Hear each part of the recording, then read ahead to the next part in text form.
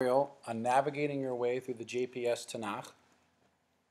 Today I'm going to show you a little bit about the page of Tanakh and the different information you have on it to help you find your place. First of all, just to point out, I don't like to give page numbers of chapters and verses from the Tanakh because you're not always going to have the same book. Chapter 1, verse 1 might be on page 5 in one book, but might be on page 10 of a different book. So unless you're always going to use the exact same Tanakh and use the same Tanakh as everyone else, you're going to need to know how to look up chapters and verses on your own. So for that reason, we're going to highlight the features of this page that have nothing to do with the page numbers. You should have this handout in front of you and take notes on it as I take notes on the board for you. Anything I write, you should write. You should also feel free to add any information that you might find helpful. We're going to start off with pointing out how in the Tanakh we have three different sections: Torah, Nevi'im, and Ketuvim. The Torah, the prophets, and the writings. This page comes from the section called Torah, and you should know that the words that you need are in the outer corners of the page.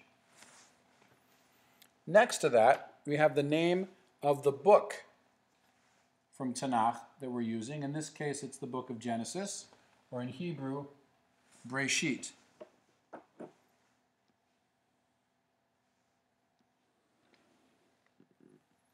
Next to that, each book is broken up into chapters. Here we have the chapter number, chapter 12, and in Hebrew, that's Yud Bet. In the English in this Tanakh, it also gives you the verse number that is the last verse on the page. So here we have verse 9. So if you got to the bottom of the page, you would see that it ends with chapter 12, verse 9. Another feature, since this is in the Torah, it tells us the name of the weekly Torah portion that's read.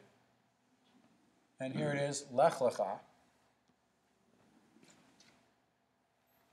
By using the top of the page, you can tell quickly if you're on the right page or not.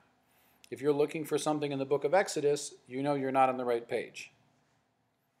Some of this information is repeated in the text itself, not on the bottom or not on the top of the page, but in the middle of the page. For example, you can see a large chapter number there in English and in Hebrew.